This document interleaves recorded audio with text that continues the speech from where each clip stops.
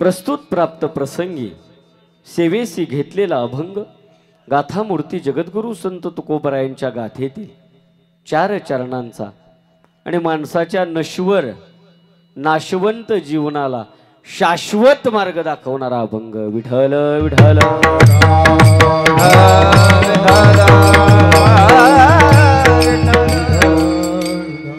सुजन सज्जन मायबाप श्रोते हो, आज आपण सर्वजण या ठिकाणी वैकुंठवासी सौभाग्यवती सुमन पांडुरंग भोसले आपल्या लाडक्या आत्या यांच्या प्रथम पुण्यस्मरणानिमित्त उपस्थित आहोत।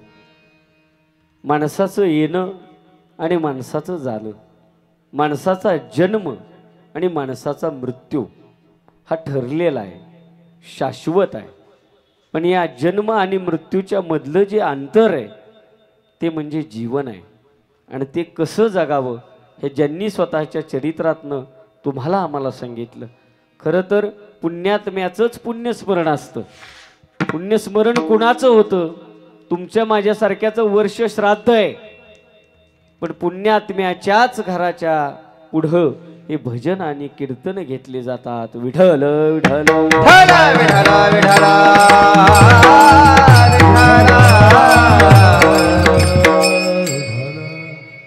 नाशवंत देह जाणार सकळ आयुष्य खातो काळ सावधान, संत समागमी धरावी आवडी करावी तातडी परमार्थाची, तुका म्हणे इह लोकीचा व्यवहार। हा इह लोकाचा व्यवहार आहे। नका डोळे धुरे भरून या राहू, आता तरी धुरानं भरलेलं डोळं काढा। विठ्ठल विठ्ठल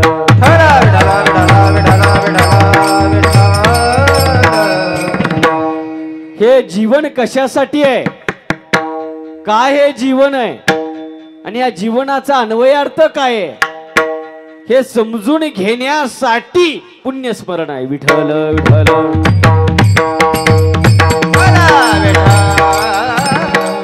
इथं बसल्यापैकी कुणीच असं नाही की त्याला जावं लागणार नाही।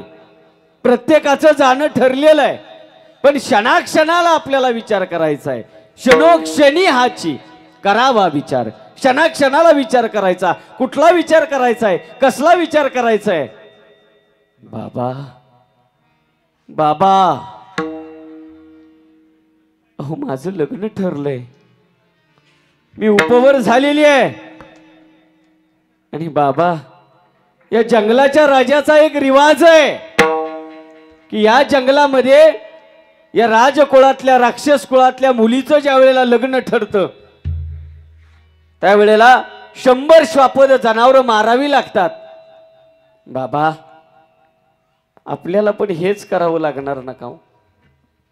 हो बाळा, हा जगाचा रिवाज आहे, जे ठरलंय ते आपल्याला करावंच लागणार।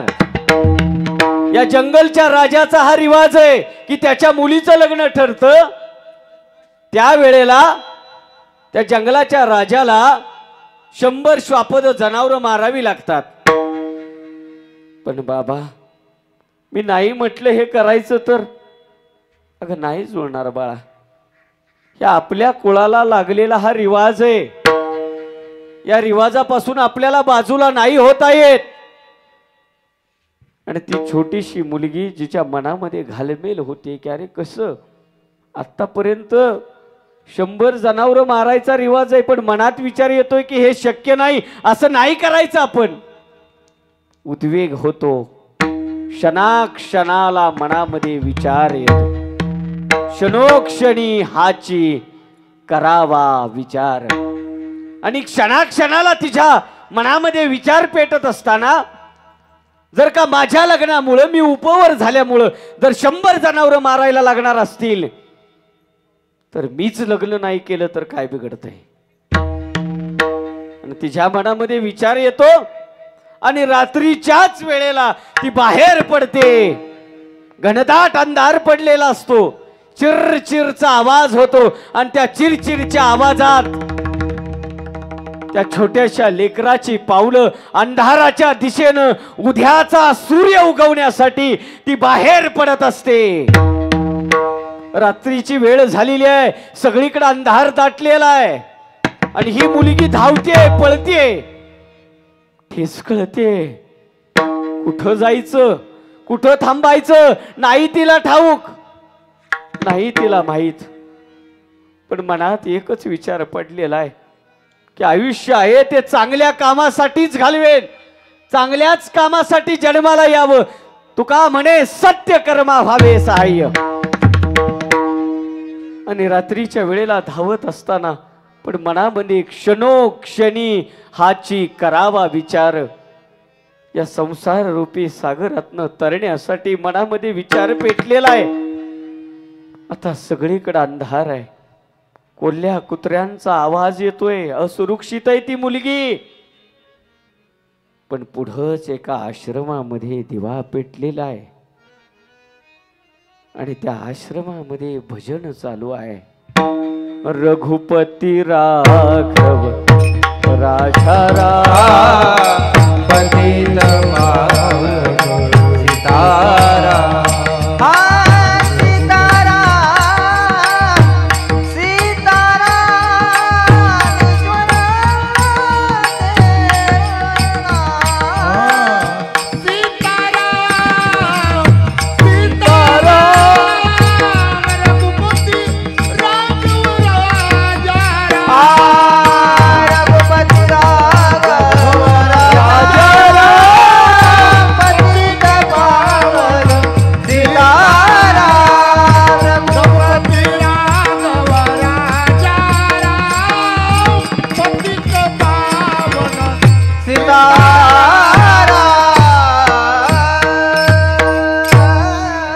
भगवंताचं नाव आहे, जिथं भगवंताचं स्मरण आहे ती जागा सुरक्षित आहे. विठ्ठल विठ्ठल.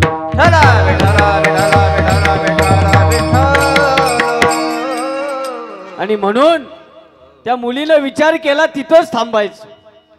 आज आजच्या ही सांप्रत घडीला पण विचार करा, अयोध्येतलं राम मंदिर का महत्वाचं आहे, कशासाठी राम मंदिर हवंय. ज्या वेळेला या देहरूपी आत्म्यारूपी देहातून ज्यावेळेला वैचारिकतेची हवा कमी होते, गाडी ज्यावेळेला पंक्चर होते, त्यावेळेला त्या गाडीमध्ये हवा भरण्यासाठी ती गाडी गॅरेजवर घेऊन जावं लागतं हवा भरायसाठी.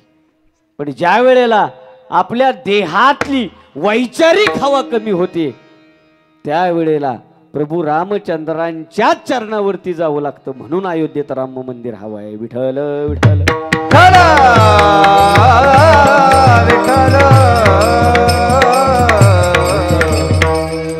ती मुलगी आली त्या आश्रमात, तिथंच राहिली, विसावली, सेवा करायला लागली. सेवा करायला आली आणि सेवकच झाली. तिथंच थांबली. रोज उठायची, सगळा आश्रम स्वच्छ करायची. काळाची पावलं पुढं जाऊ लागली आणि अशी ती शबर राजाची कन्या की जिनं स्वतःच राक्षस कुळ, राजकुळ राक्षस कुळातलं सोडून ती आली आणि भगवंताच्या नावामध्ये तल्लीन झाली. क्षणोक्षणी हाची करावा विचार. हाच विचार म्हणजे नक्की कुठला. आपल्या पिढ्यानं पिढ्या गेल्या तरी आपल्याला ह्याची या शब्दाचा महाराज अजून अर्थ कळला नाही. आपल्याला वाटतं कशाला या मार्गात यावं, कशाला या अध्यात्म मार्गामध्ये यावं. आपण मागं वळून पाहतो, अरे ती जी होती कन्या तिचं नाव आहे शबरी. जिच्या घराला अध्यात्माचा कुठलाच वारसा नव्हता तिनं जगाला वारसा दिला. विठ्ठल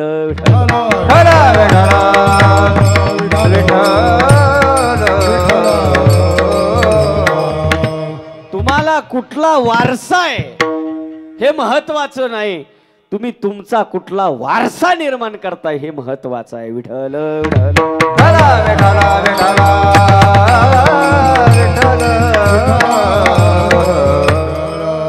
आणि ही मुलगी तिथंच आश्रमात राहिली. वास्तविक आज ज्यांचं पुण्य स्मरण आहे त्या आमच्या लाडक्या आत्या. भोळा भाबडा स्वभाव, मन मोकळ्या गप्पा मारणं आणि गप्पा मारताना सुद्धा स्वतःचं मन मोकळं करून घेणं. माहेरचं प्रेम किती असावं. तर आज आत्याच्या पुण्यतिथीला सुद्धा आत्यानं माहुलीचाच कीर्तनकार बोलवला, माहेरचाच कीर्तनकार बोलवला. माणसं देहानं जातात. आज आमच्या आत्या सुद्धा पुढं बसलेल्या आहेत, पण आज आमच्या सगळ्या आत्या असतील की आम्हा सगळ्यांच्यावर जीवापाड त्यांचं प्रेम आहे. आणि आमचे सगळे आप्तेष्ट नातेवाईक आहे, यांच्यामध्ये आत्याचं एक वेगळे पण असं होतं की ती भरभरून बोलायची. ज्या वेळेला तिचं देहावसान झालं, अगदी याच घराच्या पाठीमागं एक तुळशीचं वृंदावन आहे, अगदी गावभर आत्या फिरून आली, सगळ्यांशी गप्पा मारून आली. आणि घराची तुळस असणारी ही सौभाग्यवती आत्या घराच्याच तुळशीपाशी कायमची विसावली. क्षणोक्षणी हाची करावा विचार. तुम्ही कुठं थांबायचं, कुठं पळायचं, हे जोपर्यंत तुम्हाला कळणार नाही तोपर्यंत भगवंताचं दर्शन होणार नाही. विठ्ठल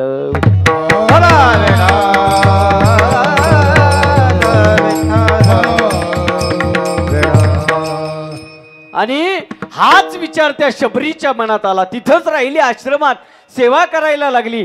रोज सकाळी उठायची,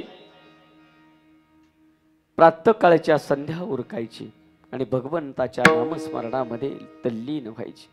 तिला घरची आठवण कधीच आली नाही, माघारी फिरावं असं कधीच वाटलं नाही.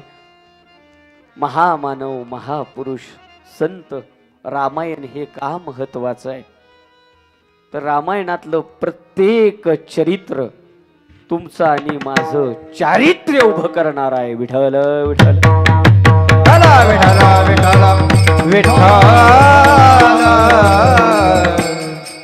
शबरी तिथंच राहिली, काळाची पावलं सरायला लागली. त्या आश्रमाचे प्रमुख असणारे मातंग ऋषी, आता त्या मातंग ऋषींचा देहावसान जवळ आलं. त्यांनी शबरीला बोलवून घेतलं आणि सांगितलं, शबरी आता जास्त काळ राहिला नाही ग, माणसं आहेत तोपर्यंत भरभरून बोलून घ्या. ती नसल्यानंतर पुन्हा कुणाशी आपण बोलणार. असतात तोपर्यंत आपण बोलत नाही आणि गेल्यानंतर आपल्या डोळ्यांना पारावार उडत नाही. विठ्ठल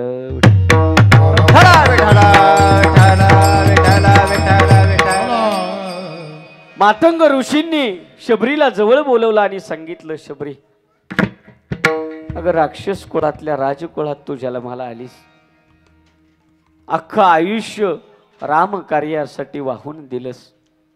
शबरी आता माझा अंतकाळ जवळ आलाय ग, पण जाता जाता ही तुला हेच सांगावं की माझ्या जाण्यानंतर साक्षात प्रभू रामचंद्रांचं तुला दर्शन होईल. प्रभू रामचंद्र या आश्रमात येतील आणि तुला दर्शन देतील. आणि शेवटचा श्वास विसावला आणि मातंग ऋषींनी हात हातात ठेवला शबरीच्या, आणि शबरीनं स्वतःच्या डोळ्या देखत स्वतःचे गुरु मातंग ऋषी जाताना पाहिले. पण कुणाच्या तरी जाण्यानं थांबतात ती माणसं नसतात मंडळी. दिगंबर व्यक्तित्व जे असतात ती देहरूपानं जातात. गेले दिगंबर ईश्वर विभूती, गेले दिगंबर ईश्वर विभूती, राहिलं कीर्ती जगामाई जगामाई, राहिलं कीर्ती जगामाई. गेले दिगंबर विभूती, गेले दिगंबर ईश्वर विभूती, राहिलं जगामाई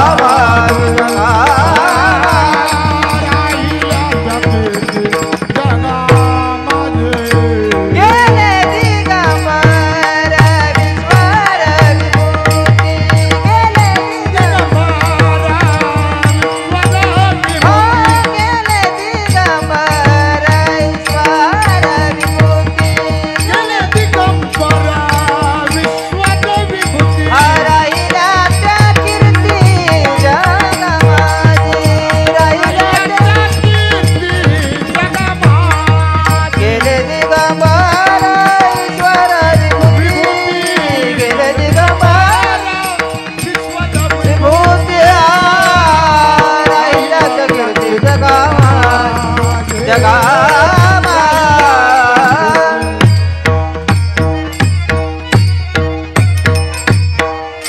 दिगंबर व्यक्तित्व. दिघ म्हणजे 10 दिशा, पूर्व पश्चिम दक्षिण उत्तर आग्नेय वायव्य ईशान्य आणि नैऋत्य 8. आणि पुढच्या 2 कुठल्या तर एक वर जे कायम आपल्याला जाणार आहे. आणि जर वर जायचा विचार आपल्या मनात नाही आला तर कायम खाली ठेवणारी खाली. अशा या 10 दिशांवरची ज्यांचं अंबर आहे, अंबर म्हणजे आकाश, अशा दिगंबर व्यक्तित्व हे आपल्यातनं जातात. आज आत्ते आपल्यात नाहीये देह रूपानं, पण विचार रूपानं, अण्णांच्या दातृत्वाच्या रूपानं, आदरणीय संदीपजींच्या, रवींद्रजींच्या आणि पद्माच्या आमच्या रूपानं, त्या सगळ्यांच्या रूपानं, त्या आदरातिथ्यानं, त्याच सत्कार्यानं ते तुमच्या आमच्यात आहे. माणसं जातात असं कोण म्हणतं? नाशवंत देह जाणार असं. हा क्षणाक्षणाला शबरीनं विचार केला आणि ती रोज त्या आश्रमात फुलं हातरायची. लोक म्हणायची, अगं वेडी आहेस का शबरी, तुला वेड लागलंय का? लोक म्हणायची वेडी आहे याव, रोज उठते आणि फुलं टाकते, असा कुठं राम येतो का?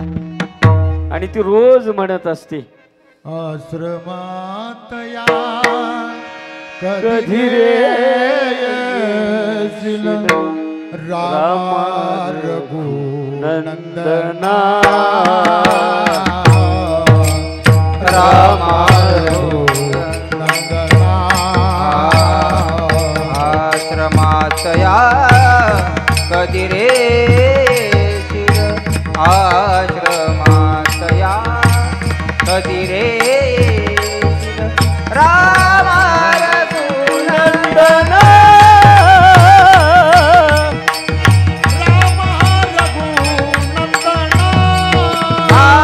जब मेरे राम का पावन होगा, सबरी के कुटिया का पावन होगा, सबरी के कुटिया का पावन होगा, पावन होगा, सबरी के कुटिया का पावन होगा, सबरी के कुटिया का पावन होगा. कधी येणार या आश्रमात, कधी भेट होणार? रोज ती फुलं टाकायची, लोक हसायचे. असा कुठं देव असतो का? असा कुठं भाव असतो का?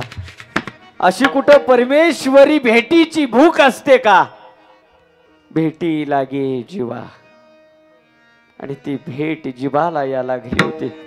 आणि एक दिवस त्याच आश्रमामध्ये प्रभू रामरायांची पावलं येतात. शबरी धावत पळत पुढे जाते आणि रामरायांना पाहते. महाराज महाराज, या कुटीत या आश्रमात तुम्ही महाराज आला.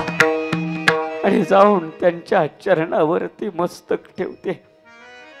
माझं अख्खं आयुष्य आता तुमच्याच कार्याला लागलं. मातंग ऋषींचे संतांचे शब्द खरे झाले. बेटी लागी जीवा लागली से आज, बेटी लागी जीवा लागली से आज, बेटी लागी जीवा लागली से आज, बेटी लागी रामराया, तुमच्या भेटीची आस लागली होती. रोज वाट पाहायची. या जीवाला आस लागली होती तुम्ही याल. या संसार रूपी सागरातनं तरण्यासाठी तुमच्या भेटीची लागलेली आस आहे. तुम्ही येणार, येणार महाराज तुम्ही.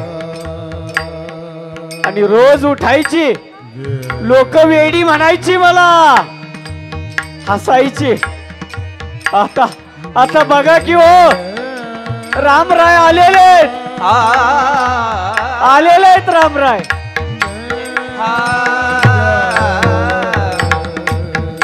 बाहेरात दिवस वाट तुझी, बेटी लागी जीवा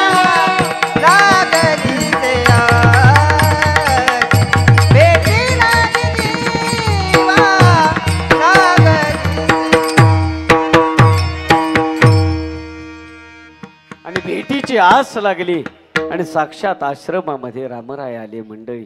शबरीचं अख्खं आयुष्य सत्य कार्याला लागलं मंडळी. क्षणाक्षणाला जर परमेश्वराच्या कार्याचा विचार केला, भगवंताच्या कार्याचा जर विचार केला आणि आपलं मन शुद्ध करून जर परमेश्वरी कार्यासाठी ते जर लावलं तर साक्षात परमेश्वर राक्षस कुळातल्या शबरीला भेटायला येतो मंडळी. आणि हाच क्षणाक्षणाला जर विचार केला तर या संसार रूपी मोहाच्या मायेच्या सागरातनं तरण्यासाठी भव सिंधू भावनेची सरिता, भावनेचा सिंधू, भावनेची सिंधू म्हणजे नदी सागर. आणि या सिंधू रूपी संसार रूपी सागरातनं तरण्यासाठी क्षणाक्षणाला विचार करावा. हेच तुकोबरा या भंगाच्या पहिल्या क्षणोक्षणी आची करावा विचार, क्षणोक्षणी आची करावा विचार, क्षणोक्षणी आची करावा विचार, क्षणोक्षणी आची करावा विचार, करावया पार भावा सिंधू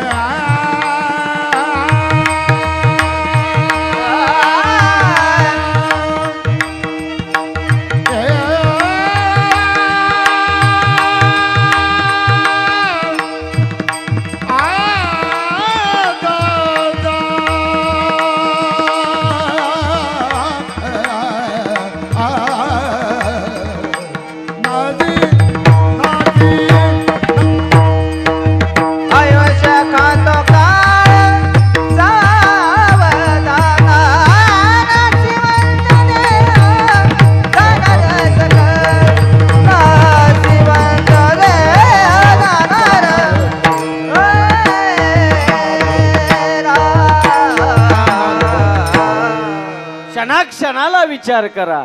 कारण नाशवंत देह जाणार सखळ, आयुष्य खातो काळ सावधान. देह हा नश्वर आहे, नाशवंत आहे, हा सकळ जाणार आहे. इथं बसलेला असा कुणीच नाही की जो जाणार नाही. नश्वर आहे, नाशवंत आहे. आणि म्हणून जिवंतपणीच आपल्या आई वडिलांची सेवा करणं गरजेचं आहे. आज आमच्या या भोसले परिवाराचं एक कौतुक असं वाटतं. आमची पद्माताई असेल, आमचे संदीप असतील, रवींद्र असतील, ही तिन्ही लेकरं आईच्या निरागसपणावरती प्रेम करायची. परवा मी अण्णांना विचारलं की अण्णा, आत्याच्या जीवनातले काही प्रसंग आहेत का सांगण्यासारखे? तर आत्या ही मायाळू होती. लक्षात ठेवा, माया किती असावी. भरभरून बोलणारी माणसाचं एक वैशिष्ट्य आहे. आई काय असते, फमू शिंदे एका कवितेमध्ये सांगतात की आई आई असते. आई असते, दुधाची साय असते. आई म्हणजे काय असते? दुधावरची साय असते, लंगड्याचा पाय असते. आई आई असते. आई असते घरात जेव्हा, आई असते घरात जेव्हा, तेव्हा घर गजबजलेलं असतं. माया मंदिर आणले,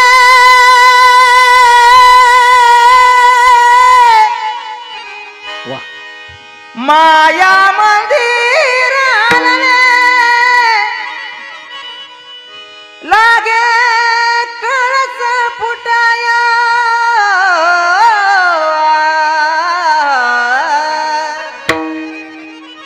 हाज घायाळ पक्षीने जाई पिलाना भेटाया, जघायाळ पक्षीने जाई पिलाना भेटा. घायाळ पक्षी होतो आणि पिलांना भेटायला जातो. आई घरात असते तेव्हा घर गजबजलेलं असतं. आणि नसते आई घरात जेव्हा, नसते आई घरात जेव्हा, तेव्हा घर आपल्याला खात असतं. विठ्ठल विठ्ठल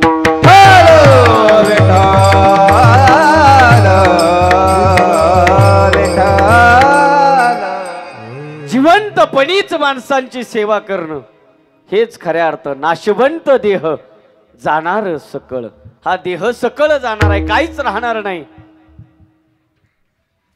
एक पोलीस खात्यामधले अधिकारी होते गिरी साहेब, आणि हे पोलीस खात्यातले अधिकारी उपनिरीक्षक या पदावरून सेवानिवृत्त होतात. त्यांची त्यांच्या गावातून सगळीकडून मिरवणूक काढली जाते. घरी येतात. घरामध्ये लोकांनी अभिष्ट चिंतनासाठी आणलेले सगळे पुष्पगुच्छ स्वीकारतात. दोघच नवरा बायको असतात. त्या पुष्पगुच्छांकडे पाहतात, त्या बुकेंकडे पाहतात. ती त्यांना म्हणते, अहो किती बुके आलेत वास, किती पुष्पगुच्छ आले. पण साहेब म्हणतात, अगं हे सगळे आहेत, हे आजचे फुललेली फुलं हा उद्याचा डस्टबिन मधला कचरा असणार आहे का? त्याच्यात किती दिवस आपण रमायचं? काळाची पावलं निघून जातात. एक छोटीशी चिवताई मुलगी त्यांना असते आणि एक मुलगा असतो. दुसऱ्या दिवशी त्या मुलांना बोलवून घेतात आणि सांगतात, आपल्याला ऑफिसला जायचंय. अहो बाबा, कालच सेवानिवृत्ती झाली ना, आज परत कशाला ऑफिसकडे? थोडासा दमधीर घ्या. बाबा घेऊन जातात त्या मुलांना, सही करतात आणि प्रॉव्हिडंट फंडाची सगळी रक्कम त्यांना मिळते. ती घेऊन घरी येतात. दोन्ही मुलांना वाटून टाकतात. मुलगीचा धीर होत नसतो, पण दोघांनाही समसमान वाटा देऊन टाकतात. आता काहीच बँक बॅलन्स स्वतःकडे उरला नव्हता. काही दिवस निघून जातात. मुलगा येतो, वडिलांची एका कागदावर सही घेतो. हे वास्तव आहे, हे जरा नीट ऐका. सही घेतो. वडील उदात्त अंतःकरणानं न बघता कोऱ्या कागदावरती सही देतात. पोलीस खात्यातला खाकी असणारा हा माणूस पण घरातल्या मुलाबाळांसारखा, एका मांजरासारखा वागत होता. कारण तो घायाळ झाला होता पिल्लांच्या आशेनं. तो घायाळ झाला होता एका बापाच्या आशेनं. सगळं गुलाल बुक्क्या